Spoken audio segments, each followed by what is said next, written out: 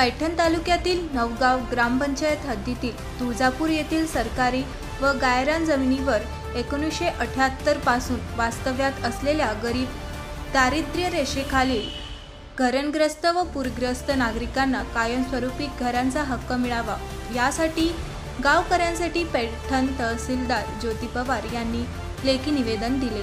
गावकऱ्यांनी निवेदनात नमूद केले, शासन निर्णयानुसार जिल्हाधिकारी कार्यालयाकडून सरकारी व गायरान जमिनीवरील अतिक्रमणे काढण्याचे आदेश देण्यात आले आहेत। मात्र या जागेंवर गेल्या 45 वर्षांपासून नागरिक स्थायिक असून ग्रामपंचायत नोंदी व 7/12 नोंदीत त्यांचा समावेश आहे। शिवाय ते घरपट्टी व नळपट्टीचे कर नियमित भरत आहे। अतिक्रमण कारवाई 16 ऑगस्ट पासून सुरू होणार असल्याचे कळल्याने गावकऱ्यांमध्ये भीतीचे वातावरण निर्माण झाले आहे। कारवाई थांबवून सदर घरे शासनाच्या नियमानुसार नियमित करण्यात यावी अशी मागणी गावकऱ्यांनी केली आहे।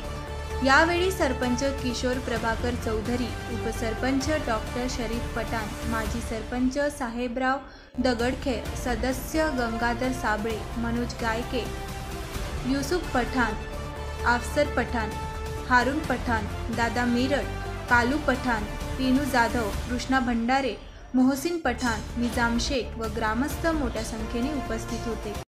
आज आम्ही नवगाव ग्रामपंचायतच्या माध्यमातून या ठिकाणी तहसीलदार मॅडम यांना भेटण्यासाठी आलेलो आहे। कारण आमचं जे नवगाव ग्रामपंचायतच्या माध्यमातून तुळजापूर गाव आहे ते पुनर्वसित गाव आहे आणि आम्हाला ग्रामपंचायतला त्या ठिकाणी अतिक्रमण काढण्याच्या नोटीस आल्या होत्या आणि त्या नोटीस आल्यामुळं त्या ठिकाणी सर्व नागरिक भयभीत झाले। कारण जवळपास तुळजापूरला 1978 पासून त्या ठिकाणी नागरी वस्ती आहे आणि 1978 पासून त्या ठिकाणी लोक घरपट्टी नळपट्टी हा टॅक्स भरतात। त्या ठिकाणी आपण ग्रामपंचायतच्या माध्यमातून आम्ही त्यांना घरकुल देखील दिली आणि आता ऐन पावसाळ्याच्या तोंडावर त्या ठिकाणी शासनाने अतिक्रमण काढण्याची ज्या नोटीस काढलेल्या आहे त्यामुळे लोकांमध्ये भीतीचं वातावरण त्या ठिकाणी निर्माण झालं आहे। आणि आज आम्ही तहसीलला मी स्वतः सरपंच असेल, उपसरपंच असेल, माजी सरपंच असतील, सर्व ग्रामपंचायत सदस्य, सर्व ग्रामस्थ तहसीलदार मॅडमला भेटलो, त्यांच्याशी चर्चा केली। त्यांना सांगितलं की हे लोक 20 वर्ष जवळपास 40 वर्षापासून राहतात आणि ह्या लोकांना त्या ठिकाणी न्यायमकुल करावं अशी आम्ही त्यांना विनंती केली।